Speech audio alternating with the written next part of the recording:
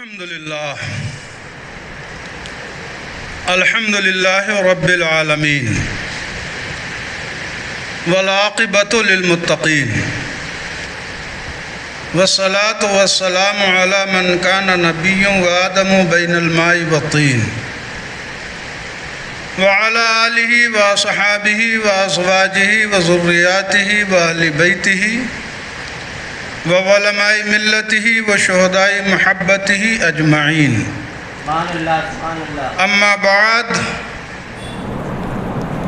درود پاک پڑھ لیں۔ اللہم صلی علی سیدنا و شفیعنا و حبیبنا مولانا محمد بارک وسلم صلاۃ و سلام علیک حبیبی یا رسول اللہ صلی اللہ علیہ وسلم۔ میں علامہ وثیق القادری صاحب قبلہ کی معرفت سے آپ کے انتظامیہ کی دعوت پر حاضر آیا ہوں۔ میں ان سب کا ممنون اور مشکور ہوں کہ آپ جیسے اچھے سامعین کے روبرو ہونے کا مجھے موقع ملا۔ مجھے لگتا ہے کہ یہ 5ویں مجلس ہے۔ مجھ سے قبل ہماری جماعت کے ذوی الاحترام علماء، صلحاء، ائمہ، خطباء تشریف لا چکے ہیں۔ آپ نے ان سے مختلف موضوعات پر جو آپ نے چن کے دیا ہے اس پر گفتگو آپ لوگوں نے سماعت کی ہے۔ اگر آپ کے سماعت کا یہی انداز رہا اور آپ کی مجلس میں بیٹھنے کا یہی طریقہ رہا تو مجھے اعتراض ہے۔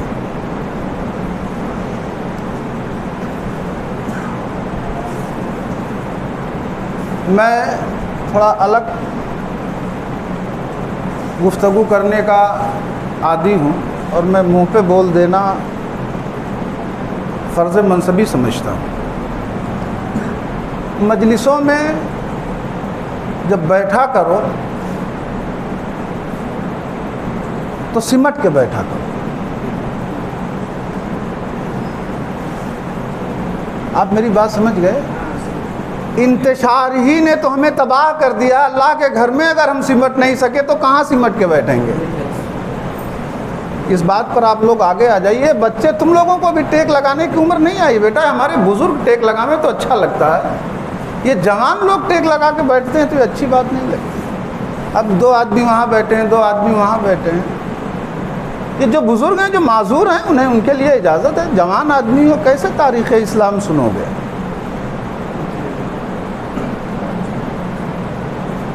بہرحال میں حاضر آیا ہوں۔ آپ کے امام صاحب نے بتایا کہ میرا عنوان ہے تاریخ اسلام اور موجودہ حالات۔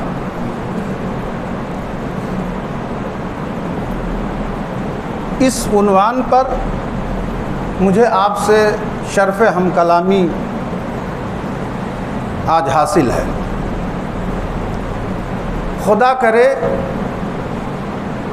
کہ میں اس موضوع کے تحت اور تلاوت کی ہوئی آیت پاک کے حوالے سے آپ تمام سامعین تک حق اور سچ احسن طریقے سے پہنچا سکوں۔ میں اللہ سے دعا گو ہوں۔ ایک بار آپ جھوم کر درود پاک پڑھ لیں اور پڑھیں اللہم صلی علی سیدنا و شفیعنا و حبیبنا مولانا محمد بارک وسلم صلاۃ و سلام علیک یا رسول اللہ صلی اللہ تعالی علیہ وسلم۔ تجھ کو بتاؤں میں تقدیر امم کیا ہے۔ سبحان اللہ۔ تجھ کو بتاؤں میں تقدیر امم کیا ہے، شمشیر و سنا اول، طاؤس و رباب آخر۔ سبحان اللہ، سبحان اللہ۔ میں نہیں جانتا کہ آپ کا اردو کا ذوق کتنا زندہ ہے۔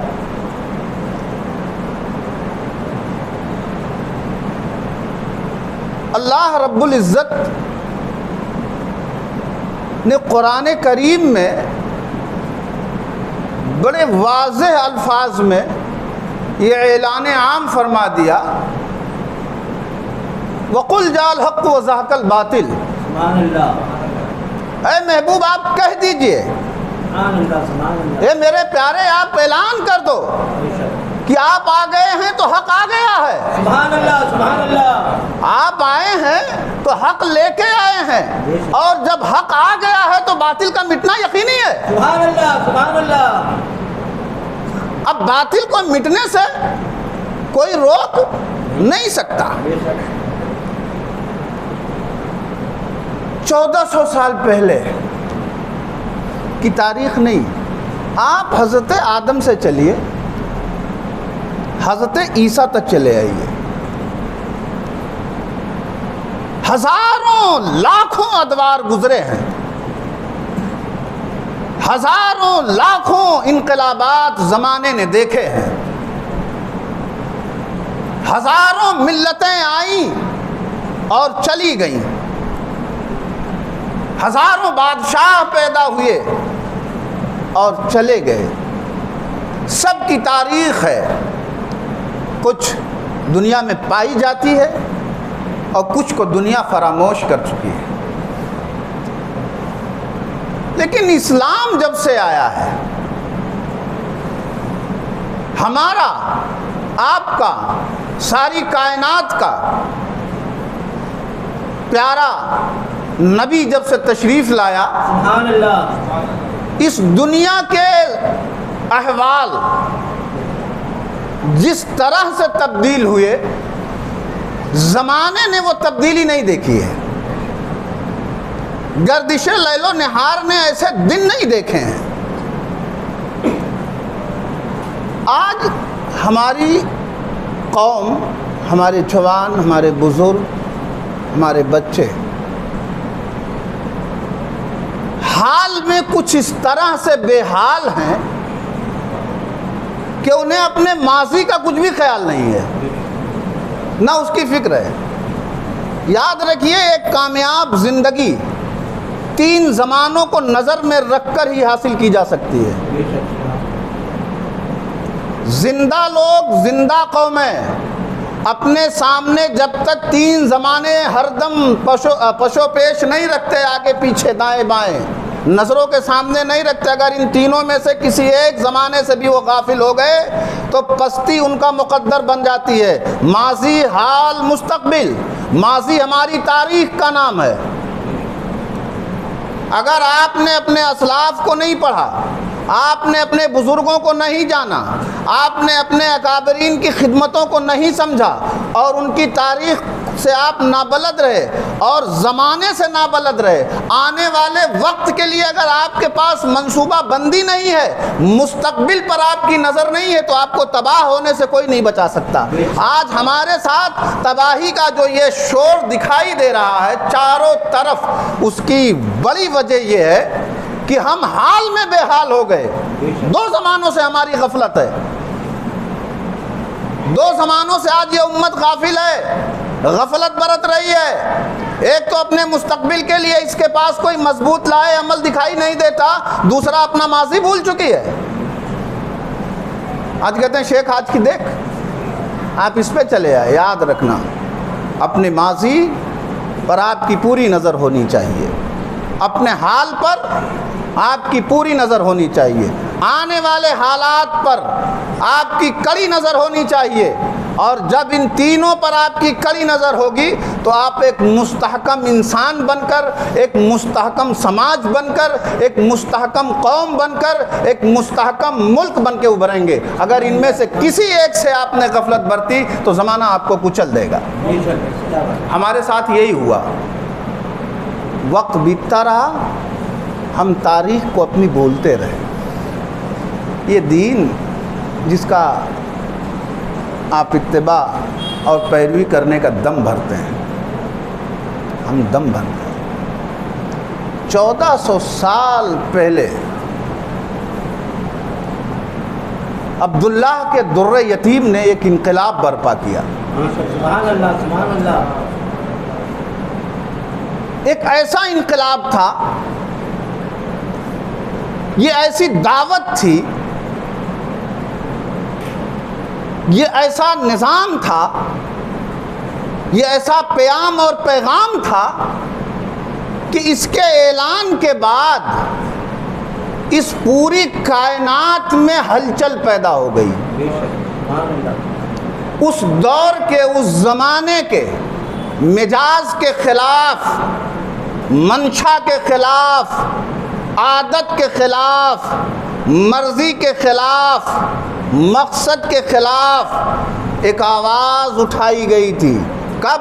جب ظلم اپنی انتہا کو پہنچا تھا، جب بیوہ، مظلوم عورتیں، یتیم بچے، کمزور، ناتواں سسک سسک کر دم توڑ رہے تھے، انسانیت کو مجروح کیا جا رہا تھا، تب غار حرا میں بیٹھ کر عبداللہ کا در یتیم مہینوں سے اس سوچ میں غلطاں اور پیچا تھا کہ اس سسکتی انسانیت کو راہ نجات کا راستہ دکھایا کیسے جائے. اللہ رب العزت نے کرم فرمایا، جبریل کو غار حرا میں اتارا اور مصطفیٰ جان رحمت پر پہلی وحی نازل فرمائی، اقرا باسم ربک الذی خلق. 40 سال تک عبداللہ کے اس در یتیم نے اپنی زندگی کو نمونے کے طور پر مکہ کی زمین پر پیش کیا. سبحان اللہ. نمونے کے طور پر. سچا کون؟ مکے والوں سے پوچھو تو محمد. اچھا کون؟ مکے والوں سے پوچھو محمد. وعدے کا وفا کرنے والا کون؟ محمد. جھوٹ جس نے کبھی نہ بولا ہو اس ذات کا نام محمد. چوری جس نے کبھی نہ کیا ہو اس ذات کا نام محمد. زنا جس نے کبھی نہ کی ہو اس ذات کا نام محمد. نسب کے اعتبار سے اعلیٰ سب سے کون؟ وہ ذات محمد کی. مکے میں بردباری میں، حلم میں، مروت میں، انسانیت میں، عہد وفا میں، ایمانداری میں، ایفائے عہد میں، خاندانی عز و شرافت میں محمد سے بڑھ کر کوئی نہیں تھا صلی اللہ تعالیٰ علیہ وسلم. لوگ قسمیں کھاتے تھے اور ادب کا عالم یہ تھا اعلان نبوت سے پہلے کہ لوگ پیار سے نام لینا بھی گوارا نہیں، القابات سے نوازتے تھے. صادق و امین لقب پہلے پڑا ہے. سبحان اللہ. اپنے قضایا کو، اپنے معاملات کو سرکار سے فیصل کرایا کرتے تھے. سبحان اللہ. سبحان اللہ. قسمیں کھائی جاتی تھیں. اہل مکہ کی آنکھوں کا مجموعی تارا اگر کوئی تھا تو وہ عبداللہ کا در یتیم تھا. سبحان اللہ. وہ عبداللہ کا در یتیم تھا. اور یہی عبداللہ کا در یتیم ان کے حالات کو دیکھ کر 40 سال تک مشاہدہ کرتا رہا. جانتے ہو ان کے اندر دنیا کی وہ کون سی خباثت تھی جو موجود نہیں تھی؟ دنیا کی وہ کون سی برائی تھی جو اس سماج میں در نہیں آئی تھی؟ زندہ بچیوں کو درگور کر دینا یہ جگر کا کام ہے.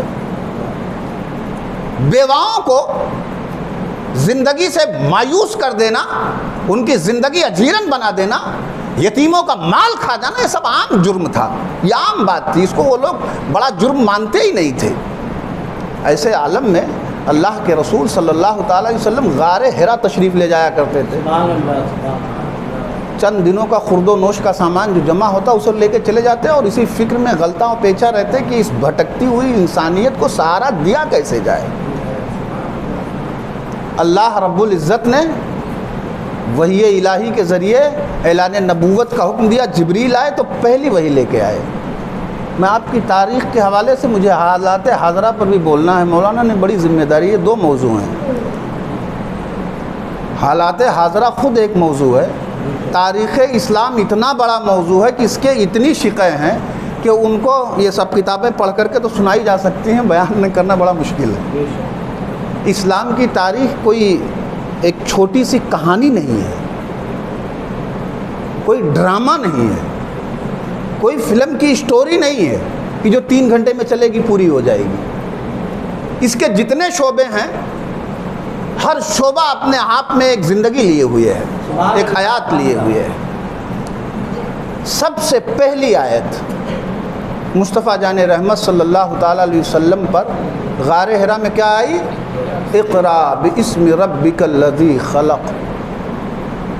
اے محبوب آپ پڑھیے اپنے رب کے نام سے جس نے پیدا کیا سب کچھ. سبحان اللہ سبحان اللہ. اور انسان کو خون کی پھٹک سے پیدا کیا. پڑھیے لفظ اقرا پہلا جملہ ہے، اسے آپ ذہن میں رکھیے گا، میں لاسٹ میں یہیں پلٹ کے آؤں گا. مصطفیٰ جان رحمت صلی اللہ تعالیٰ علیہ وسلم نے وہاں سے اسلام کی بنا ڈال دی، وہاں سے کار نبوت بار نبوت پہ ڈال دیا گیا. نبی کریم رؤوف الرحیم صلی اللہ تعالیٰ علیہ وسلم کو جب حکم ربی ہوا کہ اب آپ حق و صداقت کا وہ پرچم بلند کیجئے جس کے لیے آپ کو آخر میں بھیجا گیا ہے. سبحان اللہ سبحان اللہ. یہ دین اسلام یہ آدم سے چلا آ رہا ہے، اس کی تکمیل مصطفیٰ نے کی ہے. سبحان اللہ سبحان اللہ. آپ اس کو اعلان کیجئے. فاران کی چوٹی سے مصطفیٰ جان رحمت صلی اللہ تعالیٰ علیہ وسلم نے پورے مکہ کو جمع کر کے ایک بات پوچھی تھی. آپ چوٹی پہ کھڑے تھے، نیچے پورا مکہ جمع تھا، صنادید قریش چھوٹے بڑے بچے بوڑھے جوان جمع تھے.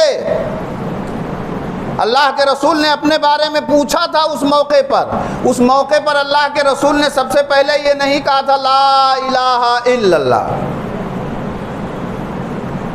یہ نہیں کہا تھا. حضور توجہ کا طالب ہے، آپ کی نظر عنایت اگر نہ رہی تو بولنا بڑا مشکل ہے. اس فاران کی چوٹی پر اللہ کے رسول نے سب سے پہلے یہ نہیں کہا تھا لا الہ الا اللہ، اللہ ایک ہے، یہ نہیں کہا تھا. یہ بڑے مزے کی اور بڑا نقطے کی بات ہے پیارے، اور یہ خاص طور سے ہم لوگوں کے لیے بڑی اہم ہے. ہم واعظوں کے لیے، ہم اماموں کے لیے، ہم مولویوں کے لیے، ہم مفتیوں کے لیے، ہم مبلغوں کے لیے. اللہ کے رسول نے قریش سے سب سے پہلے جو پوچھا تھا وہ پوچھا تھا آپ لوگ بتاؤ میرے بارے میں تمہارا کیا خیال ہے. سبحان اللہ سبحان اللہ.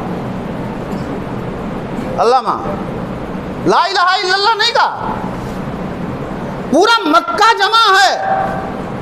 مصطفیٰ جان رحمت کہہ رہے ہیں مکہ کے لوگوں یہ بتاؤ میرے بارے میں تمہارا کیا خیال ہے. سبحان اللہ سبحان اللہ. میں تمہیں یہ اختیار دیتا ہوں کہ میرے بارے میں اپنا خیال ظاہر کرو، گمان ظاہر کرو. مجھے اچھا سمجھتے ہو، برا سمجھتے ہو، دھوکے باز سمجھتے ہو، نیک اور صالح سمجھتے ہو، کیا سمجھتے ہو وہ تو بتاؤ. تو پورا مکہ ایک زبان ہو کر کے اعلان کر رہا تھا. نیچے پہاڑ کی نیچے چوٹی پر مصطفیٰ جان رحمت ہیں، ایک زبان مکے نے کہا تھا آپ صادق ہیں، آپ امین ہیں، آپ ہماری آنکھوں کا تارا ہیں. مکے میں آپ کا مد مقابل کوئی نہیں ہے. سبحان اللہ سبحان اللہ. ہم آپ کو کہیں سے بھی کوتا نہیں پاتے. آپ ہمارے آبرو ہیں، آپ ہماری لاج ہیں، بے شک کہیں سے کوئی نقص آپ میں نہیں ہے. اس کے بعد مصطفیٰ جان رحمت صلی اللہ تعالیٰ علیہ وسلم نے اعلان فرمایا کہ اگر میں یہ کہوں کہ پہاڑ کے پیچھے ایک بہت بڑا لشکر آپ پر حملہ کرنا چاہتا ہے تو یہ بتاؤ آپ لوگ میری بات مان لو گے یا نہیں مانو گے. تو پورے مکہ نے کہا تھا 40 سال میں جب آپ نے کبھی جھوٹ نہیں بولا تو آج یہ بات جھوٹ تھوڑی بولیں گے. آپ اگر یہ کہیں گے تو ہم یقیناً مان لیں گے، سبحان اللہ سبحان اللہ. یقیناً مان لیں گے.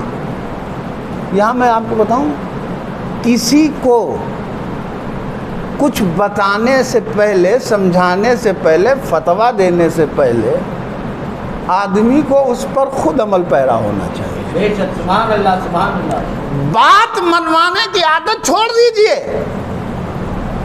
آج ہمارے یہاں سب سے بڑا المیہ یہی ہے، ہم باتیں منواتے ہیں، زبردستی منواتے ہیں، لڑ کے منواتے ہیں. میاں بات تو یوں مان لی جاتی ہے، پہلے اپنی ذات منوا لیجئے، بات سامنے والا خود مان لے گا. سبحان اللہ سبحان اللہ. ارے مصطفیٰ جان رحمت کو 40 سال کا عرصہ دیا گیا. میاں لوگ یہ کہتے ہیں 40 سال کے بعد نبوت ملی، ایسا نہیں ہے. ارے جتنے نبی گزرے ہیں ان کو انہی کے قدموں سے نبوت ملی ہے. سبحان اللہ سبحان اللہ. ہاں، انہی کے قدموں کی برکت سے نبوت ملی ہے سب کو. 40 سال کے بعد آپ کا نبی نہیں ہوا ہے. 40 سال تک مکے والوں کو مصطفیٰ کا اٹھنا بیٹھنا سونا جاگنا کھانا پینا شادی بیاہ کاروبار تجارت معاملات سب دکھا دیا گیا کہ جس کے کندھے پر بار نبوت دیا جا رہا ہے اس کو پہلے 40 برس تک پڑھو پھر تمہیں موقع 23 برس کا دیا جائے گا. سبحان اللہ سبحان اللہ. 40 برس تک. مصطفیٰ جان رحمت صلی اللہ علیہ وسلم نے پھر اعلان کیا کہ اب میں کہتا ہوں تم لوگ 360 خداؤں کو مانتے ہو, یہ غلط ہے. لا الہ الا اللہ, خدا ایک ہے. بھونچال آ گیا. وہ لوگ جو صادق امین وفائے عہد کرنے والا کہہ رہے تھے, سچا کہہ رہے تھے, آنکھوں کا تارا کہہ رہے تھے, مکے کی آبرو کہہ رہے تھے, وہ سب کے سب بفر گئے. کیوں؟ یہ ضرب ہی ایسی تھی. یہ ان کے وہم و گمان کے خلاف جملہ ادا کیا تھا مصطفیٰ جان رحمت نے. یہ ان کی سوچ فکر پر اس سے بڑی چوٹ کسی نے لگائی ہی نہیں تھی. یہ مذہب پہ چوٹ تھی, یہ عقیدے پہ چوٹ تھی, یہ ان کے دھرم پہ چوٹ تھی, یہ ان کی سوچ پر چوٹ تھی, یہ ان کے فکر کے خلاف جملہ ادا کیا گیا تھا, یہ کلمہ ادا کیا گیا تھا. انقلاب آ گیا صاحب. کہا اس کے لیے آپ نے ہمیں بلایا ہے؟ ہمارے خدا باطل ہیں؟ اتنی بڑی کائنات کا ایک ہی خدا ہے. اللہ کے رسول نے فاران کی چوٹی سے اعلان کیا تھا, ہاں یہ تمہارے 360 باطل ہیں, خدا ایک ہے اور میں خدا کا رسول ہوں. سبحان اللہ سبحان اللہ. اگر اس کو تم نے مان لیا تو تم نجات دنیا میں بھی پاؤ گے اور آخرت میں بھی پاؤ گے. سبحان اللہ. اگر نہیں مانا تو دنیا میں بھی خائب رہو گے, خاسر رہو گے, اور آخرت میں بھی خائب و خاسر رہو گے. اب یہاں سے شروع ہوئی جنگ. یہاں سے دو طاقتیں برسر پیکار ہو گئی, ایک دم آمنے سامنے کھل کے. تنہا صرف مکہ میں نہ کہوں بلکہ پوری کائنات کہوں, پوری دنیا میں ایک ہی آواز تھی وحدانیت کی جس کا نام ہے محمد الرسول اللہ صلی اللہ علیہ وسلم. پوری دنیا مخالفت میں کھڑی تھی, خصوصاً مکہ. اب اس میں اسلام جانتے ہو سب سے پہلے کن لوگوں کے دلوں میں گھر بناتا ہے؟ جو سعید روحیں ہوتی ہیں, جو صالح طبیعت ہوتی ہے, نیک اور پاکیزہ طینت کے لوگ جو ہوتے ہیں, اسلام سب سے پہلے وہاں گھر بناتا ہے. سبحان اللہ. جو سعید روحیں تھیں, اس جسم کے اندر ایک پاکیزہ قلب تھا, حالات زمانہ نے اس پہ گرد و غبار ڈالے تھے. تو جب یہ کلمہ سنا, یہ اعلان سنا, تو ان پیاسوں کی طرح جیسے کوئی صحرا میں پیاسا ہو اور اسے یہ بتایا جائے کہ یہاں سے چند کلومیٹر کی دوری پر ایک کنواں ہے بڑا میٹھا, تو وہ مرتے گرتے پڑتے اس کنویں تک پہنچنا چاہے گا. چاہے گا کہ نہیں چاہے گا؟ سبحان اللہ. چاہے گا کہ نہیں چاہے گا؟ دنیا بھر کی سعید روحیں پیاسی تھیں. جب انہیں پتا چلا کہ چشمہ رحمت مکے میں پھوٹا ہے, سبحان اللہ. تو دنیا بھر سے افرادی طور پر, انفرادی طور پر, جماعتی سطح پر, قبائلی سطح پر وہ سعید روحیں اس چشمہ رحمت پر پہنچنے لگی اپنے آپ کو سیراب کرنے کے لیے. سبحان اللہ سبحان اللہ. اب اس میں جو سب سے پہلے اس چشمہ رحمت سے سیراب ہو رہا ہے, بچوں میں علی ہیں. سبحان اللہ. بچوں میں کون ہے؟ علی. بڑوں میں کون ہے؟ ابو بکر ہیں. سبحان اللہ. عورتوں میں کون ہے؟ ماں خدیجہ ہیں. سبحان اللہ. ایک کے بعد ایک چشمے پہ پہنچ رہے ہیں, آب رحمت پی رہے ہیں. سبحان اللہ سبحان اللہ. یہ سلسلہ بڑھتا رہا, لیکن بدبخت, کمبخت, سقی, یہ جو روحیں تھیں یہ برسر پیکار ہو گئیں. انہوں نے اس چشمے رحمت پر پہرا بٹھایا. اس کنویں کا پتہ لوگ نہ پائیں، مکے کی گلیوں میں گھوم گھوم کر اعلان کیا جانے لگا کہ محمد مجنون ہے صلی اللہ علیہ وسلم. معاذ اللہ، وہ دیوانہ ہیں، وہ ساحر ہیں، وہ پاگل ہیں. جب وفود آتے اور اس طرح سے پرچار کیا، اس طرح سے پرچار کیا کہ کوئی آدمی سرکار کے قریب نہ جا سکے، سرکار کے قریب نہ جا سکے. لیکن یاد جانتے ہو الٹی پڑ جاتی ہیں ساری تدبیریں جب خدا منظور کرتا ہے. وہی چیز جو انہوں نے اسلام کو دبانے کے لیے یوز کیا، استعمال کیا، پروپگنڈا جسے آج کہا جاتا ہے، افواہیں غلط پھیلانا، جھوٹی باتوں کی تشہیر کرنا. مکے والوں نے اس کا سہارا لیا، میڈیا کا. غلط پروپگنڈے کے ذریعے لوگوں کو بدظن کر دیا جائے مصطفیٰ جان رحمت سے. عرب کے باہر دور دراز علاقوں میں جو قبائل اور جو عربی بستے تھے، وہ ایک مکے میں حج کے ایام میں وہ دور دراز سے لوگ آتے تھے زیارت کعبہ کے لیے.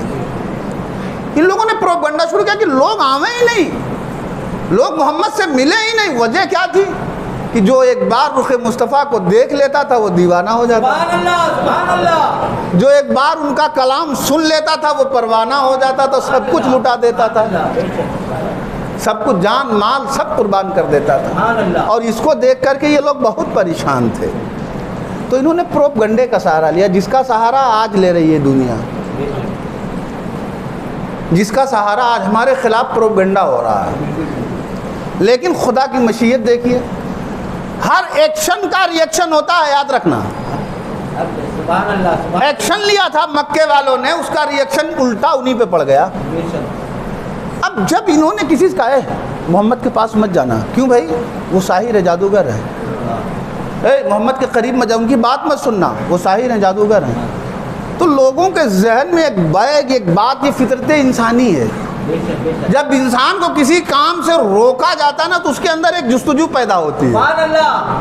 کہ آخر ایسا کیوں روک رہے ہیں، یہ کیا بات ہے. سبحان اللہ. تو دور دراز کے قبائل کے جو لوگ تھے وہ یہ سوچنے پہ مجبور ہو گئے، یار 40 برس سے ان لوگوں نے محمد کی قسمیں کھائی ہیں، سبحان اللہ.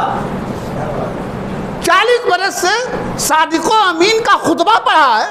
یہ بیگ اتنی معزز اور محترم ہستی، اور وہ بھی ابھی بچہ نہیں، 40 سال کی عمر ہو گئی ہے. یہ بیگ وہ پاگل ہو گئے، وہ مجنون اور دیوانہ ہو گئے، وہ ساحر اور کاہن ہو گئے. تو ان کے دلوں میں تجسس اللہ نے ڈال دیا سبحان اللہ. سبحان اللہ. کہ چل کے دیکھا جائے. تو لوگ اس تجسس کو لے کر مکہ آتے تھے کہ جو انہوں نے کہا ٹھیک ہے، لیکن چل کے دیکھ تو لیتے ہیں، مل تو لیتے ہیں، بات تو کر لیتے ہیں، کیا ان کی بات میں صداقت ہے یا نہیں. سبحان اللہ. اللہ نے ان کے دلوں میں تجسس ڈالا، اور یہی تجسس ان کی ہدایت کا اللہ نے سبب بنا دیا. سبحان اللہ. سبحان. اب یہ پروپگنڈا جس سے کہتے مت جانا، اس کے دل میں اللہ تجسس پیدا کر دیتا. بے شک. یعنی ایک بار مل تو لو، ذرا دیکھ تو لو یار کیا ہے. جب وہ جاتا بارگاہ مصطفیٰ میں پہنچتا تو ان کے پروپگنڈے کے خلاف پاتا، اور جب وہ خلاف پاتا تو انہیں جھوٹا پاتا، محمد کو سچا پاتا، سبحان اللہ. اور ایمان کی دولت سے سرفراز ہوتا. سبحان اللہ. اس طریقے سے انہی کی تدبیروں کو اللہ نے ان پر پلٹ دیا. بے شک. یہ سلسلہ دراز ہوتا رہا. تو مکے والوں نے دیکھا کہ یہ سب تدبیریں ہماری، حکمتیں ہماری فیل ہو رہی ہیں، اب کیا کیا جائے. تو کہتے ہیں کھسیانی بلی کھمبا نوچے. سمجھ میں آتا ہے جب آدمی بہت زیادہ وہ ڈسٹرب ہو جاتا ہے اور عاجز ہو جاتا ہے کسی چیز سے نا، تو افوات بکتا ہے، بد زبانی کرتا ہے، گالیاں بکتا ہے، مارتا ہے، جبر و ستم کرتا ہے. تو اب انہوں نے بھی وہی اپنایا، افوات بکنا شروع کیا، گالیاں دینا شروع کیا، مارنا شروع کیا، مسلمانوں پر سب و ستم شروع کیا. اور اس درجہ تک وہ پہنچ گئے کہ انہوں نے دار ندوہ میں، یہ لکھنؤ والا نہیں یار، اسی کی شاخ ہے بے شک. اوکے. یہ دار ندوہ مکہ ہے. مکہ میں ایک تھا، دار کے معنی جگہ ہوتا، ندوہ اس جگہ کا نام انہوں نے رکھا تھا جہاں مشورہ گاہ، پنچایت گھر. تو وہاں بیٹھ کر کے مکہ کے لوگ پنچایت کیا کرتے. تو دار ندوہ میں ایک میٹنگ کیا ان لوگوں نے, اور اس میٹنگ کا آخری فیصلہ یہ ہوا, میں بڑی تفصیل میں نہیں جاؤں گا, مجھے بڑی لمبی گفتگو کرنی, بڑی لمبی ذمہ داری دے دیا آپ نے. اس دار ندوہ میں آخری فیصلہ یہ ہوا تھا, شیطان کی سربراہی میں مشیر ایک خاص تھا, ابلیس انسانی شکل و شباہت میں, شیخ نجد بنا ہوا, کہ محمد صلی اللہ علیہ وسلم کو قتل کر دیا جائے. اسی پر اتفاق ہوا تھا. یہاں تک وہ پہنچ گئے تھے. اللہ کے رسول صلی اللہ تعالی علیہ وسلم پر جو شخص ایمان قبول کرتا, اللہ کے رسول سے چھپانے کا حکم دیتے ہیں کہ ابھی آپ ظاہر نہ کرو, خاموش رہو. کہیں نہ کہیں سے بھنک لگی جاتی ہے, ہمیں عطر کی خوشبو پھیلنی ہی ہے. سبحان اللہ, سبحان اللہ. خوشبو ہے, بے شک. خوشبو ہے, اگر سیسی کھلے گی بالکل. تو خوشبو پھیلے گی. سبحان اللہ. آپ عطر خانے میں چلے جاؤ, عطر نہ لگاؤ, 10 منٹ رک جاؤ تو آؤ گے باہر نکل کے تو خوشبو آئے گی. ارے جس چیز کا اٹھانا خدا کو منظور تھا وہ کسی کے دبانے سے دبنے والی تھی. بے شک. لاکھ چھپانے کے بعد بھی ان تک بات پہنچ ہی جاتی تھی. سبحان اللہ. یہ خوشبو تھی جو پھیل رہی تھی. اللہ کے رسول صلی اللہ تعالیٰ علیہ وسلم نے جب دیکھا کہ بہت زیادہ شب و ستم بڑھ گیا ہے ان کا, تو اللہ کے رسول نے ہجرت کا حکم دیا, ٹرانسفر ہونے کا, گاؤں ملک وطن چھوڑنے کا. سب سے پہلی ہجرت مصطفیٰ جان رحمت کے شیدائیوں نے حبشہ میں کی. کتنے لوگ تھے؟ 11 یا 12 یا 4 عورتیں, جن میں حضرت عثمان غنی خلیفہ سویم اور سرکار دو عالم صلی اللہ تعالیٰ علیہ وسلم کی صاحبزادی حضرت رقیہ, یہ بھی شامل ہیں. پہلی ہجرت کی مسلمانوں نے حبشہ. پھر اس کے بعد باقاعدہ ہجرت کا حکم نازل ہو گیا. اللہ کے رسول صلی اللہ تعالیٰ علیہ وسلم نے ہجرت کی. 40 لوگ گھرا گھیرے کھڑے رہے بھیا, 40 لوگ پورے مکے کے کڑیل جوانوں سے گھروا لیا تھا اللہ کے رسول کا گھر, کہ آج شہیدی کر دینا. اللہ کے رسول پر جبریل امی بارگاہ رسالت میں حاضر آئے پیغام الہی لے کر کہ مصطفیٰ اٹھو اور اب مکے کو چھوڑو اور دارالحکومت اب مدینہ بناؤ. مصطفیٰ جان رحمت صلی اللہ تعالیٰ علیہ وسلم نے ہجرت کا ارادہ فرمایا. حکم ربی تھا. حضرت علی کرتے ہو نا آپ, یہ بچپن سے ہی مصطفیٰ کے زیر سایہ ہیں. سبحان اللہ, سبحان اللہ. یہ حضرت علی نبی کریم صلی اللہ تعالیٰ علیہ وسلم کی کفالت میں بچپن سے ہی ہیں. بچپن سے ہی کفالت میں اللہ کے رسول نے لے لیا تھا, کیونکہ حضرت ابو طالب کثرت اولاد کی بنیاد پر تنگی خورد و نوش میں دشواریاں تھیں, تو اللہ کے رسول نے انہیں اپنے پاس رکھ لیا تھا کہ ان کے کھلانے پلانے پہنانے پڑھانے لکھانے کی ذمہ داری میری ہے. تو تربیت مصطفیٰ جان رحمت نے علی کی فرمائی ہے. سبحان اللہ, سبحان اللہ. گھر میں تھے ہی, ساتھ رہتے تھے. اللہ کے رسول صلی اللہ تعالیٰ علیہ وسلم نے, اچھا مکے کے لوگ بڑے مزے کی بات یہ تھی کہ اتنا سب ہونے کے بعد بھی امانت نبی کے پاس ہی رکھتے تھے. سبحان اللہ, سبحان اللہ. امانت سمجھ رہے ہیں؟ ارے بھائی میں کہیں جا رہا ہوں, میں نے کہا یہ قلم حضرت آپ اپنے پاس رکھیے گا, میں آؤں گا تو لے لوں گا. اس وقت بینک وغیرہ نہیں تھا. مضبوط قسم کے لوگوں کے پاس اپنا مال لوگ رکھ دیتے تھے جو ایماندار ہوا کرتے, تو وہی اس زمانے کے بینک تھے. وہی لوگ اس زمانے کے بینک تھے. تو اپنے مال لا کر کے لوگ آپ کے نبی کے پاس امانت کے طور پہ رکھتے تھے, اور اتنا لفڑا کرنے کے بعد بھی وہ امین و صادق دل سے مانتے ہی مانتے تھے. مصطفیٰ جان رحمت صلی اللہ علیہ وسلم نے نبی کریم صلی اللہ تعالیٰ علیہ وسلم جب وہاں سے ہجرت کے لیے ارادہ فرمایا تو سب امانتیں علی کے سپرد فرمائیں, اور وہاں سے نکلے تو سب سے پہلے دیکھا کہ 40 لوگ کھڑے ہیں. آقا نے, ہمارے آپ کے نبی نے ایک مٹھی خاک اٹھائی اور یوں پھینکا یاسین پڑھ کے. سبحان اللہ, سبحان اللہ. سب کی آنکھوں پر اللہ نے پردے ڈال دیے, اور مصطفیٰ نے سب کے سروں پر خاک ڈالتے ہوئے اور انہی کے درمیان سے نکل گئے. سبحان اللہ, سبحان اللہ. اور کہاں گئے؟ ابو بکر کے گھر گئے. پورے مکے میں کسی اور کے گھر نہیں گئے، ابو بکر کے گھر گئے۔ یہاں میں آپ کو ایک روک کر کے ایک عقیدے کی بات بتاؤں جو فتنہ ہے حالات حاضرہ میں، وہ یہ ہے کہ ہم بیان کرتے ہیں، ہمارے علماء بیان کرتے ہیں اور سچ اور حق بیان کرتے ہیں کہ حضرت علی نے بڑا ایثار پیش کیا تھا۔ اس دن 40 تلواریں خون کی پیاسی تھیں بستر پر، کبھی بھی اٹیک ہو سکتا تھا، نبی سمجھ کر کبھی بھی علی کو شہید کیا جا سکتا تھا۔ حضرت علی نے بے خوف و خطر اس آفر کو قبول کیا، اس بات کو نبی کی مان لیا کہ ٹھیک ہے آپ جائیے، میں آپ کے بستر پر آرام کرتا ہوں۔ سبحان اللہ سبحان اللہ۔ اٹیک کا خطرہ تھا، جان جانے کا خطرہ تھا۔ یہ بہت بڑا ایثار حضرت علی کا ہے اور اسے ہم بہت بڑی قربانی مانتے بھی ہیں، اور حضرت علی رضی اللہ تعالیٰ عنہ ارضا کے تعلق سے اسے ہم زور و شور سے بیان بھی کرتے ہیں اور کرنا بھی چاہیے، لیکن وہیں پر ایثار صدیق بھول جاتے ہیں۔ جہاں حضرت علی نے اتنا بڑا ایثار پیش کیا تھا، لوگ یہ دیکھتے ہیں کہ حضرت علی کو چھوڑا اپنے بستر پر، وہیں پر یہ بھی دیکھو کہ مکے سے نکلے مصطفیٰ تو سب سے پہلے اپنے یار کے پاس پہنچے، ابو بکر کے پاس پہنچے، انہیں اپنے گھر سے لیا اور رات کی تاریکی میں جسے اپنا رفیق بنایا وہ ابو بکر صدیق ہے، بے شک سبحان اللہ۔ جسے اپنا رازدار بنایا وہ ابو بکر صدیق ہیں، اور وہ ایسے یار ہیں کہ آپ نے غار ثور دیکھا ہوگا، اللہ آپ کو توفیق دے حج کرنے کی، عمرہ کرنے کی، جانتے ہیں پشت پر اٹھا کر کے مصطفیٰ کو وہاں تک لے کے جانے والی ذات کا نام ابو بکر صدیق ہے۔ سبحان اللہ سبحان اللہ۔ اس لیے ہمیں علی کی بھی محبت اور خلفائے ثلاثہ کی بھی محبت برابر رکھنی ہے۔ بے شک سبحان اللہ سبحان۔ کبھی آپ انچی ٹیپ مت لگائیے گا۔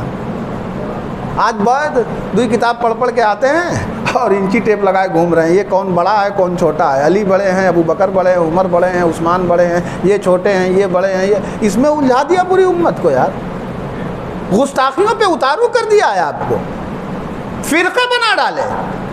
ہم اہل سنت کا متفقہ عقیدہ ہے، بے شک اہل بیت کی محبت بھی ہمارے لیے جان ایمان ہے اور صحابہ کی محبت بھی ہمارے لیے جان ایمان ہے۔ اسلام کی دو آنکھیں ہیں، میرا یہ جملہ یاد رکھنا، اسلام کی دو آنکھیں ہیں، اگر ایک آنکھ بند کر دوں میں آپ کی تو آپ کا چہرہ کیسا لگے گا؟ ارے یہ آنکھ بند ہو جائے تو چہرہ کیسا لگے گا؟ کانا لگے گا، کانا کانا لگے گا۔ اسلام کے خوبصورت چہرے کی دو آنکھیں ہیں، ایک اہل بیت اور ایک صحابہ۔ سبحان اللہ سبحان اللہ۔ ان میں کسی کو بھی تم نے بند کیا نا تو چہرہ کانا ہو جائے گا اور تم انہرے ہو جاؤ گے۔ اس لیے اہل بیت سے خوب محبت کرو، لیکن حب علی میں بغض صحابہ نہیں اور حب صحابہ میں بغض اہل بیت نہیں۔ ہم اہل سنت کا یہی عقیدہ ہے کہ سب اپنی جگہ معزز اور محترم ہیں۔ نعرہ تکبیر، نعرہ تکبیر، نعرہ رسالت۔ سبحان اللہ سبحان اللہ۔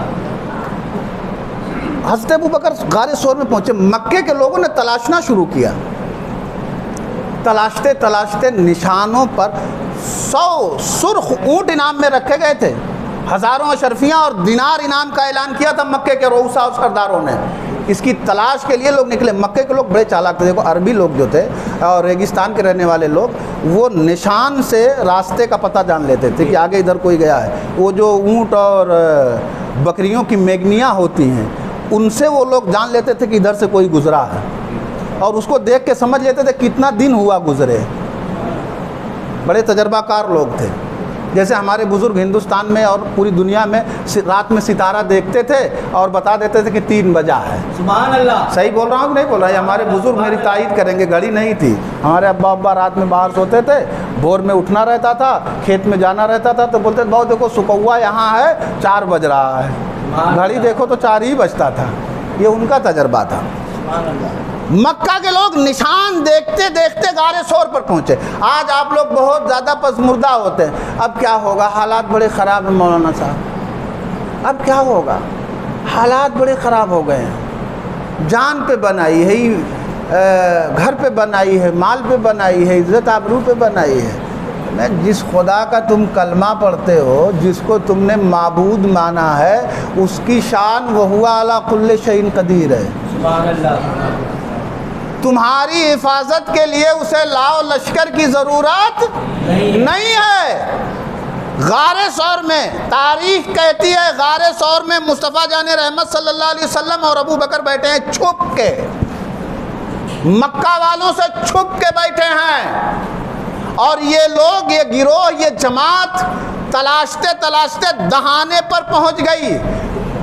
حضرت ابو بکر صدیق کو ان کے پیر نظر آ رہے ہیں، خوف و خشیت پیدا ہوئی، گھبراہٹ حضرت ابو بکر صدیق کو ہوئی، کہا یا اللہ کے رسول اگر انہوں نے اپنے پیروں پر دیکھ لیا تو ہمیں جان جائیں گے، اگر یہ اپنی نظر اپنے پیروں پہ ڈال لیں تو ان کو ہمارا پتہ چل جائے گا۔ اس موقع پر اللہ کے رسول نے ایک جملہ کہا تھا جسے اللہ نے قرآن میں آیت بن کے اتار دیا۔ اللہ کے رسول صلی اللہ تعالیٰ علیہ وسلم نے تسکین قلبی کے لیے حضرت ابو بکر کے فرمایا تھا لا تحزن ان اللہ معنا، ابو بکر ڈرو نہیں، ہم دو ہی نہیں ہیں، ایک تیسرا بھی ہمارے ساتھ ہے، وہ ہے اللہ۔ سبحان اللہ، لا تحزن ان اللہ معنا، ابو بکر ڈرو نہیں، ارے یہ اپنے پیر پہ دیکھیں گے ہی نہیں، بے شک کیا بات، ہمارے ساتھ ہمارا مولا ہے۔ تو جانتے ہو وہاں اللہ نے ابو بکر کو، حضرت نبی کریم صلی اللہ علیہ وسلم کو کافروں سے کیسے بچایا؟ ایک مکڑی کو اللہ نے پیدا کیا، اس نے پھٹافٹ جالے بن دی۔ مکڑی جانتے ہیں نا، مکڑی اس میں بھیا لوگ ہوں گے سمجھتے ہوں گے، مکڑی نے جالا تن دیا۔ وہ خدا مکڑی کے جالے سے کائنات کی سب سے قیمتی شے کی حفاظت کر رہا ہے۔ سبحان اللہ، سبحان اللہ، کائنات کی سب سے قیمتی شے کی حفاظت کافروں سے اللہ نے مکڑی کے جالے سے کی۔ تمہارا رب اتنا بڑا قادر ہے۔ سبحان اللہ، سبحان اللہ، اور وہیں سے واپس چلے آئے۔ مصطفیٰ جان رحمت نے ہجرت فرمائی، کس کے ساتھ؟ ابو بکر کے ساتھ، ساتھ رہے ہیں ابو بکر صدیق رضی اللہ تعالیٰ عنہ وارضہ۔ یار غار کہا جاتا، میں پوری تفصیل سے واقعہ نہیں سنا سکتا، یار غار ہیں وہ، مدینۃ الرسول صلی اللہ تعالیٰ علیہ وسلم میں تشریف لائے، ابو بکر کے ساتھ آئے، اور یہاں پر ایک عظیم سلطنت کی بنا مصطفیٰ جان رحمت نے ڈالی۔ سبحان اللہ، سبحان چند اللہ، سال ہی گزرے تھے، مکے سے چھپ چھپا کے نکلنے والا یہ مقدس رسول اور اس کے صحابہ اپنا جان، اپنا مال قربان کر کے، اپنا گھر، اپنا خاندان، اپنا قبیلہ، اپنا باغ، اپنا باغیچہ، اپنے ریوڑ، اپنے جانور، اپنی ملکیت، سب کچھ حب نبی میں قربان کر کے مدینہ ہجرت کیا۔ صرف اور صرف 8 سال گزرے۔ کتنے سال؟ 8 سال۔ 8 سالوں میں وہی رسول، وہی نبی، وہی صحابہ جنہوں نے رات کی تاریکی میں چھپ چھپا کے ہجرت کی تھی، اللہ نے اسلام کو وہ شوکت عطا فرمائی، وہ قوت عطا فرمائی، وہ ہیبت عطا فرمائی کہ آپ کا وہی نبی اپنے 10-12 ہزار جانثار صحابہ کے ساتھ مکہ میں وارد ہوتا۔ سبحان اللہ، سبحان اللہ، 10,000 صحابہ کا لشکر تھا، اور وہی مکے کے لوگ جو پتھر مارا کرتے تھے، وہی مکے کے لوگ جو گالیاں دیا کرتے تھے، وہی مکے کے لوگ جنہوں نے ستایا تھا، جنہوں نے ظلم کیا تھا، راستے میں کانٹے بچھائے تھے، صحابہ کو سب و شتم کیا تھا، آج پورا مکہ مجرم کی طرح بارگاہ رسالت میں کھڑا تھا، اور سب کانپ رہے تھے۔ ہاں، سب کانپ رہے تھے۔ کیوں؟ یہ دستور زمانے کا رہا ہے بے شک، کہ جب کوئی غالب ہوتا ہے تو وہ بدلہ لیتا ہے۔ اس دن مکہ والے کانپ رہے تھے، سب کو اپنا اپنا جرم یاد آ رہا تھا، ہمارے ساتھ کیا ہوگا، ہمارے ساتھ کیا ہوگا، ہمارے ساتھ کیا ہوگا۔ اللہ کے رسول نے وہاں بھی پوچھا تھا، سبحان اللہ، سبحان اللہ، وہاں بھی یہ نہیں کہا کچھ نہیں، سب سے پہلا جملہ اللہ کے رسول نے سب کو کھڑا کر کے کہا تم لوگوں کا میرے بارے میں کیا گمان ہے؟ سبحان اللہ، سبحان اللہ، آج بتاؤ، آج میں فاتح کی حیثیت سے، ایک کمانڈر کی حیثیت سے فاتح بن کر میرے ساتھ یہ 10,000 کا لشکر جرار ہے، کچل کے رکھ دے گا۔ آج تم لوگ میرے بارے میں کیا سوچتے ہو، میں تم لوگوں کے ساتھ کیا کرنے والا ہوں؟ تو پورے مکے سے ایک آواز آئی تھی، آپ کریم ابن کریم ہیں، سبحان اللہ، آپ سخی ابن سخی ہیں، آپ رؤوف ہیں، آپ رحیم ہیں، ہمیں آپ سے یہی امید ہے۔ اللہ کے رسول نے اس دن اعلان فرمایا تھا لا تثریب علیکم اليوم، سبحان اللہ، آج تم سے کوئی مواخذہ نہیں، سبحان جاؤ سب کو میں نے آزاد کیا، انتم الطلقاء، جاؤ سب کو معاف کر دیا ہے۔ سبحان اللہ، 10,000 کا صحابہ کا لشکر، یہ اسلام کی خوشبو جزیرۃ العرب سے نکلی، اس کی بھینی بھینی خوشبوؤں نے سبحان اللہ، سبحان اللہ، جزیرۃ العرب سے پرواز کر کے عجم کے سعید روحوں کی مشام جاں کو معطر کرنا شروع کیا، سبحان اللہ، تو عجمی بھی دائرہ اسلام میں داخل ہونے لگے۔ سبحان اللہ، 10-13 سال مکہ کی صعوبت کی زندگی اور 10 سال مدینے کی زندگی، کل 23 سال ہوتے ہیں۔ اعلان نبوت کے بعد اسلام کا پورا نظام مکمل کیا گیا کتنے سال میں؟ 23 سال میں۔ میں دعوے سے کہتا ہوں کہ دنیا کے بڑے بڑے انقلاب کا آپ مطالعہ کر لیجئے، اگر کسی انقلاب کی عمر آپ دیکھیں گے تو وہ بہت محدود رہی ہے۔ اتنا بڑا انقلاب کسی نے برپا نہیں کیا۔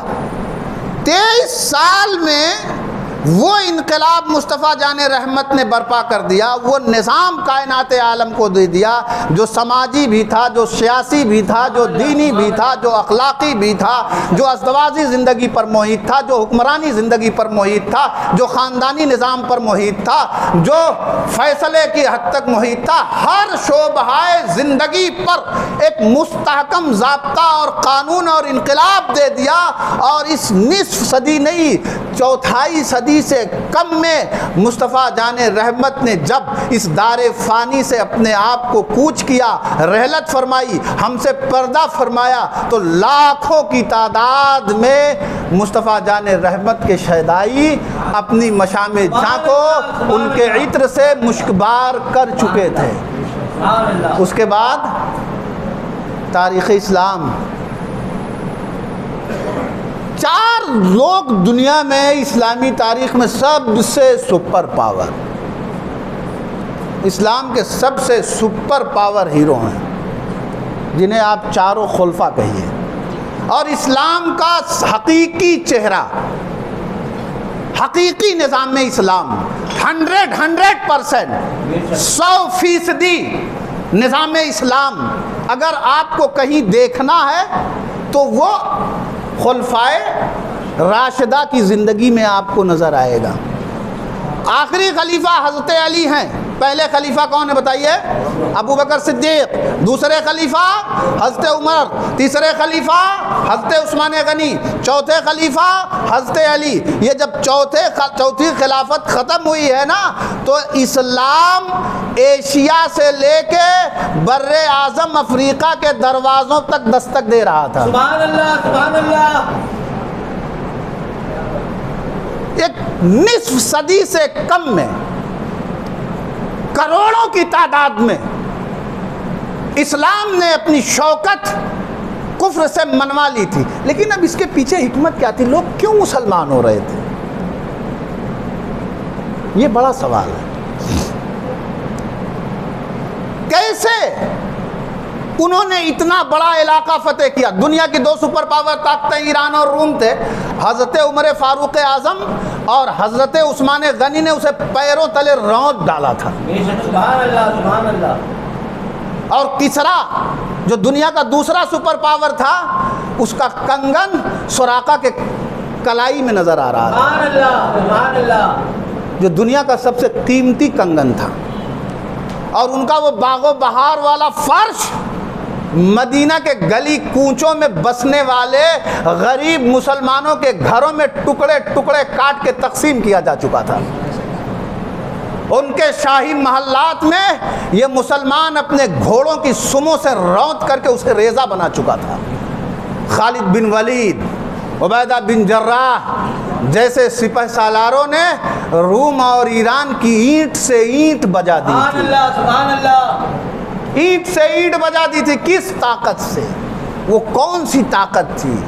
لوگ کہہ رہے ہیں اسلام تلوار کے زور سے، میں نہیں، یہ ساری فتوحات جو ہیں یہ تلوار کے بوتے پہ نہیں ہوئی ہیں، یہ ساری فتوحات کے پیچھے صداقت کار فرما تھی، سچائی کار فرما تھی، عدالت کار فرما تھی، اسلام کا حسن انتظام کار فرما تھا، اللہ کی وحدانیت کار فرما تھی، رسول کی رسالت اور محبت اور ضابطہ کار فرما تھا کہ انسانیت کے لیے اسلام سے بہتر اور خوبصورت ضابطہ ہو ہی نہیں سکتا، ہو ہی نہیں سکتا۔ لوگ کہتے ہیں نا کہ اسلام تلوار کی زور سے پھیلا ہے، یہ بالکل بے بنیاد اور غلط ہے۔ آپ ان سے کہیے کہ مکے میں تلوار کس کے ہاتھ میں تھی؟ شیب ابی طالب میں تلوار کس کے پاس تھی؟ غار ثور میں تلوار کس کے پاس تھی؟ ہجرت کی رات میں تلوار کس کے پاس تھی؟ قوت کس کے پاس تھی؟ ہاں، ہم نے تلوار اٹھایا ہے، ہم نے نیزے اٹھائے ہیں، ہم نے کبھی کسی پہ حملہ کرنے کے لیے نہیں بلکہ دفاع کرنے کے لیے اٹھایا،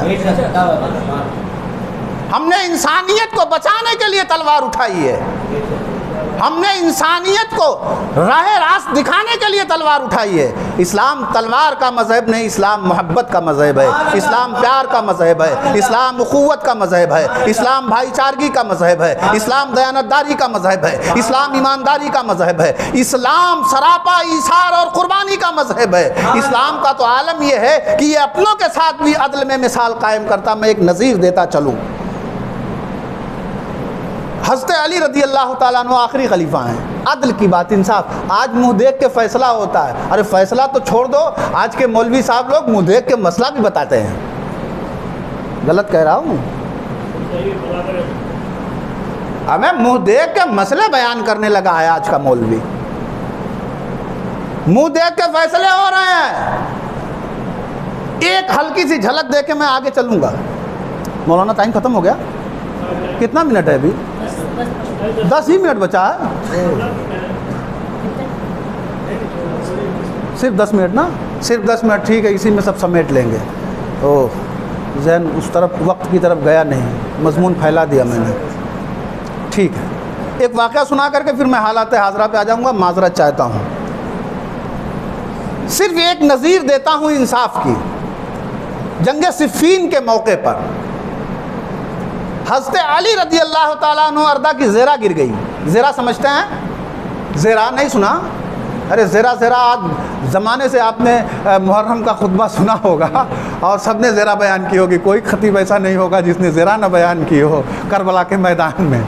ہاں، زیرہ آج اگر اسے میں آپ کی زبان میں، اپنی زبان میں کہوں تو بلٹ پروف جیکٹ، آپ سمجھ گئے؟ جس سے گولیوں سے حفاظت ہوتی، تو زمانے میں خود پہنا جاتا تھا لوہے کا، جس سے تلواروں سے بچا جاتا تھا۔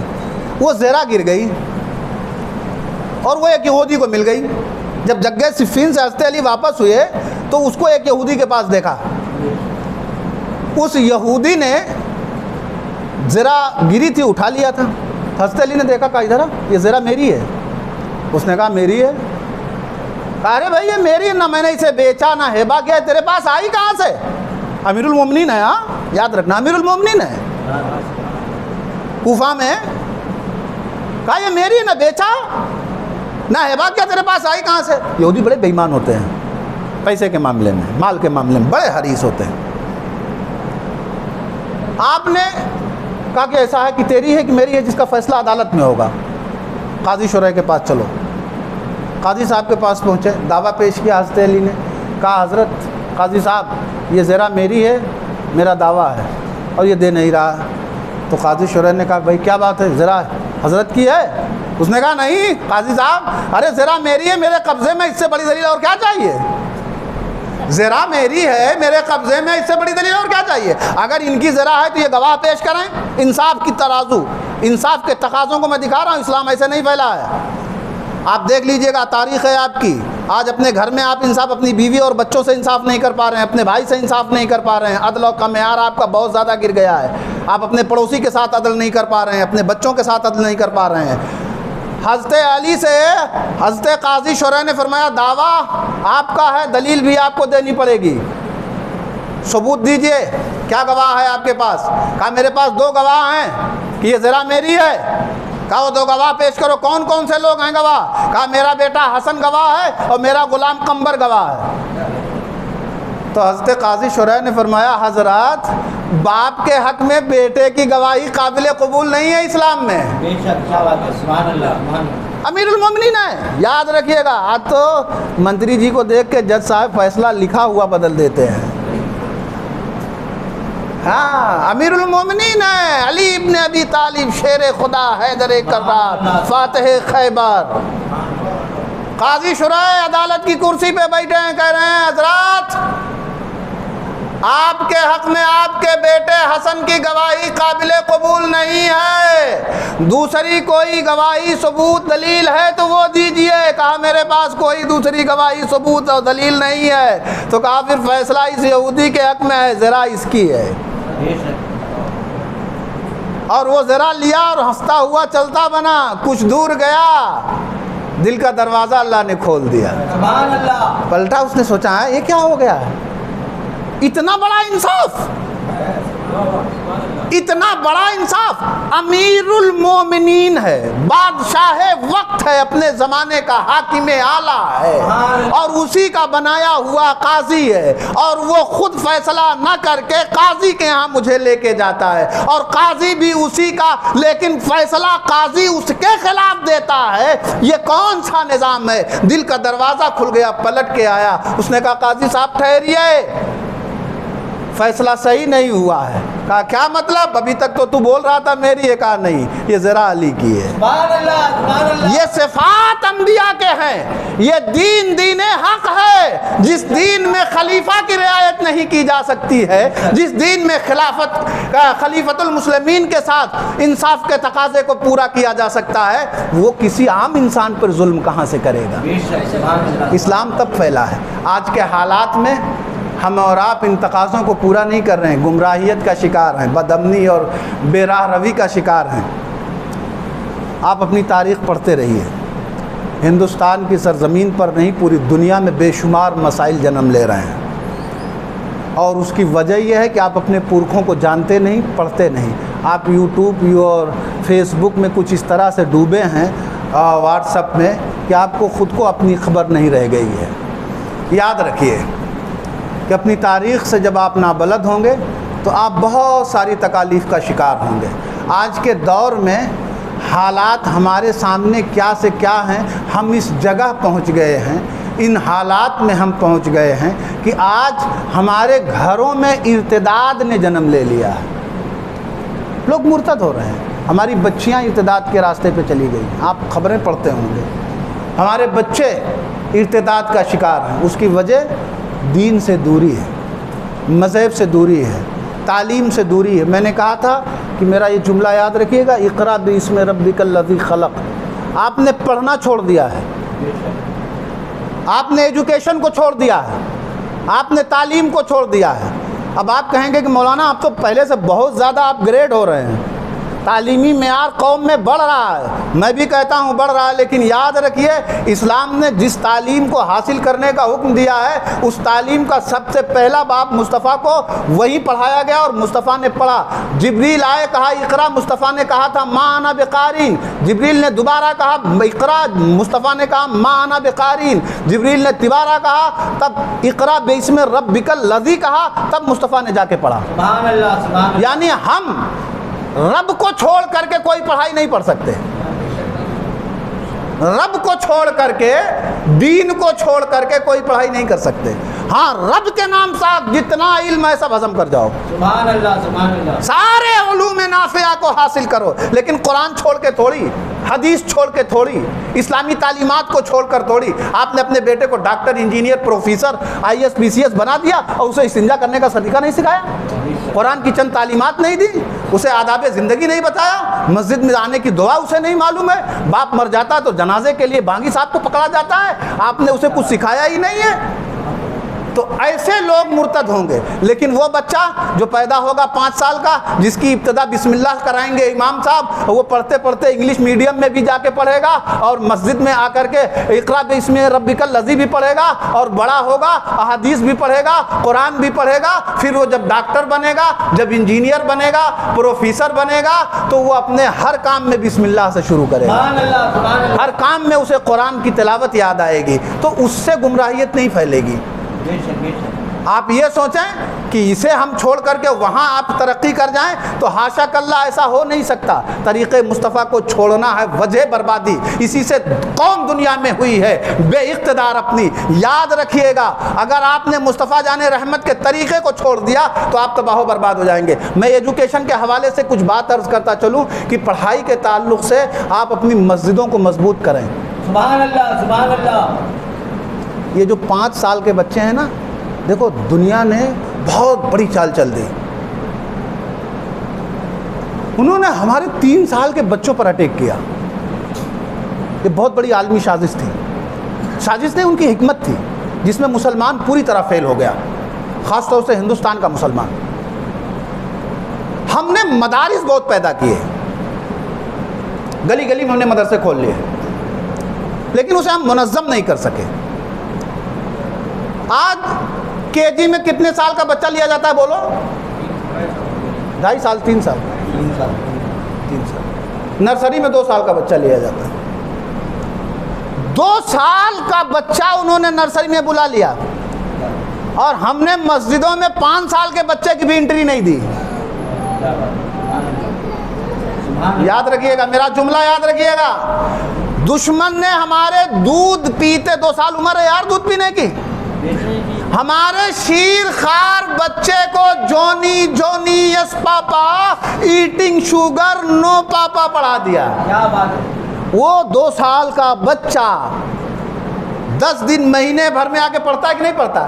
آپ کیا کہتے ہیں؟ بیٹا ذرا پڑھنا، پوٹری سنا نا. اچھا آپ ایمان سے سینے پہ ہاتھ رکھ کے بتائیے، اللہ کے گھر میں آپ بیٹھے ہیں، کیا کبھی آپ کھڑے ہو کر کے 2 سال کے بچے کو یہ کہتے ہیں بیٹا ذرا پورا کلمہ سنا دے؟ کیا بات ہے. سبحان اللہ سبحان اللہ. بولیے کبھی سبحان کہتے ہیں؟ اللہ. ہم مدرسے میں 5 سال تک پڑھاتے ہیں. مزے کی بات یہ ہمارا نظام تعلیم بھی خوب تماشا ہے اور ہم بھی تماشا ہیں. 5 سال تک وہ قرآن نہیں پڑھ پاتا ہے یار. 2 سال ہمارے مولوی صاحب لوگ قاعدہ نہیں ختم کرا پاتے. اچھا اس میں ان کی بھی کچھ کمیاں اور آپ کی بھی کمیاں. وہ 1 دن آتا ہے 10 دن آتا ہی نہیں. جب من میں آیا آیا، جب من میں آیا نہیں آیا. اچھا ایک مولوی صاحب پہ 100 بچے دے دیے ہیں آپ نے. ایک مولوی صاحب کو پورے محلے کے بچے، امام صاحب ہے نا وہ پڑھائیں گے. اب پتہ چلا پورا مدرسہ بھرا ہے، اکیلا مولوی اکیلا چلنا بھاڑ پھوڑے گا. 1 گھنٹے کا ٹائم ہے 100 بچوں کو پڑھانے کے لیے آپ نے دے دیا، اور وہ بھی چھٹیلے بچے. جب اماں پریشان ہوتی تو مسجد میں بھیج دیتی ہے. اب بتائیے 100 بچوں کو ایک مولوی صاحب کتنا پڑھا دے گا، گور کے پلا دے گا؟ آپ سسٹم پیدا کیجئے ہر محلے میں.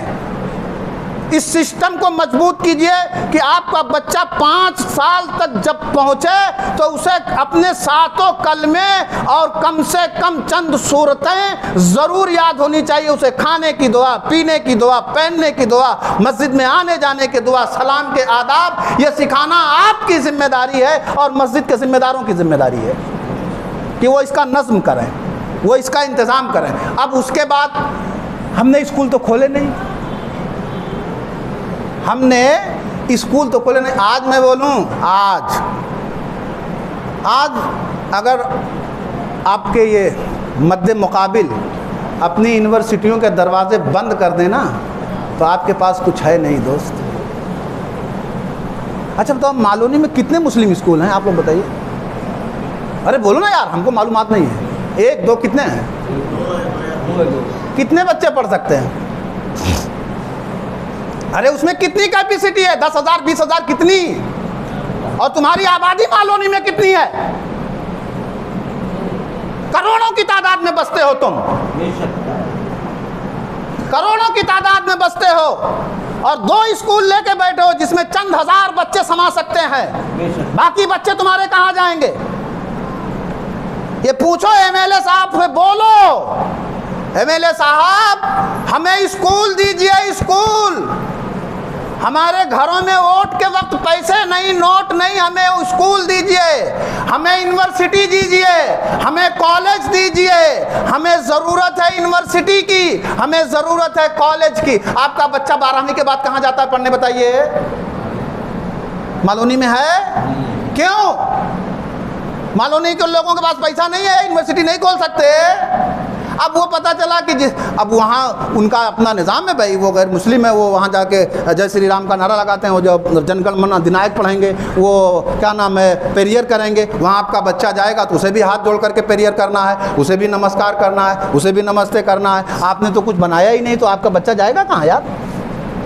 اب پھر آپ کہتے ہیں رہتے جب وہ بگڑ جاتا ہے، انہی کے ساتھ رہتے اسے لب ہو جاتا ہے، زکا ہوتا ہے، پیار ہو جاتا ہے، آج بڑی جلدی سے ہوتا ہے، ہاں یہ ہو جاتا ہے، اس کے بعد بگڑ جاتا ہے، تب مولانا صاحب کے پاس آتے ہو، امام صاحب کوئی ایسی تعویذ بناؤ اور کوکا چھوڑ دے۔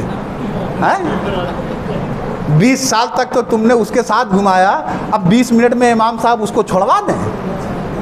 امام صاحب قرآن کو لوگوں نے گنڈے کی کتاب سمجھ لیا یار، تعویذ کی کتاب قرآن ہو گئی۔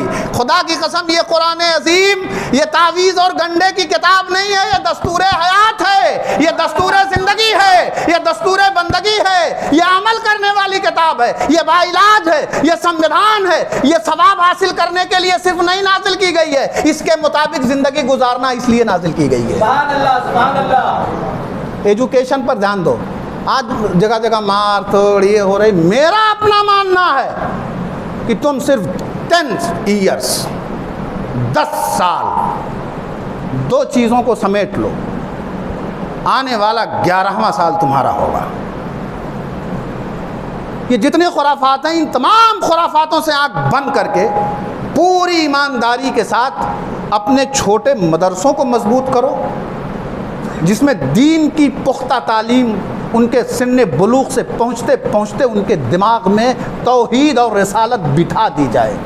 آج یہ جو مرتد ہو رہے ہیں نا، انہیں جہنم کے عذاب کے بارے میں پتہ نہیں ہے کہ جہنم کا عذاب کتنا کر رہا ہے اور مرتد کی سزا کیا ہے، کافر کی سزا کیا ہے، انہیں پتہ نہیں ہے۔ انہیں اگر پتہ ہوتا تو کبھی وہ ارتداد کا راستہ اختیار نہیں کرتے۔ وہ سن بلوغ سے پہلے اسے اس درجہ پختہ کر دو کہ اگر اس کے سر پر نہیں اس کی گردن پر تلوار رکھی جائے تو وہ جان دینا گوارا کرے مگر ایمان دینا گوارا نہ کرے، ایمان دینا گوارا نہ کرے۔ اتنا مضبوط کرو اپنے گھروں میں اپنے بچوں کے اپنی بچیوں کے عقیدے۔ اگر ارتداد سے بچنا اور بچانا چاہتے ہو تو آج ضرورت اس امر کی ہے کہ آپ منظم انداز میں تعلیم پر دھیان دو، دنیا کی تعلیم پر پوری طرح سے اپنے بچے کو ہائی ایجوکیٹڈ بناؤ۔ میں آپ کو المیہ بتا دوں،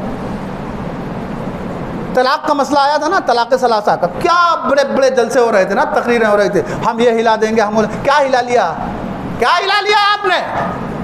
آپ کو معلوم ہے شرمندگی اور ندامت کا عالم بڑے بڑے دارالعلوم ہم نے کھولے ہیں، بڑے بڑے مفتی ہمارے یہاں ہیں، لیکن جب سپریم کورٹ میں مقدمہ لڑنے کی بات آئی طلاق ثلاثہ کی تو مسلم وکیل تھا؟ کپل سبل نے طلاق ثلاثہ کا مقدمہ لڑا ہے۔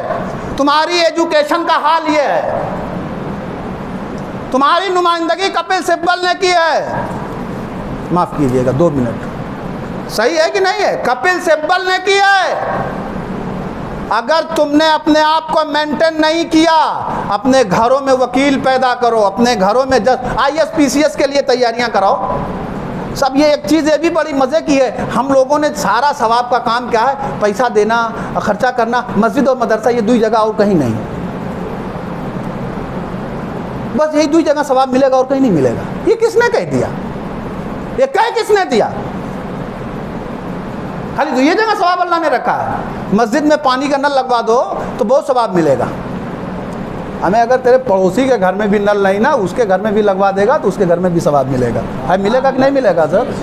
اس کے گھر میں بھی ملے گا۔ ہاں مسجد میں مسجد بنوا تو بڑا ثواب ملے گا، ملے گا، جنت میں گھر ملے گا۔ اگر پڑوسی کا گھر بنوا دے تو جہنم میں گھر نہیں ملے گا، اس کے لیے بھی جنت میں گھر ملے گا، اس کے لیے بھی تمہیں جنت میں گھر ملے گا۔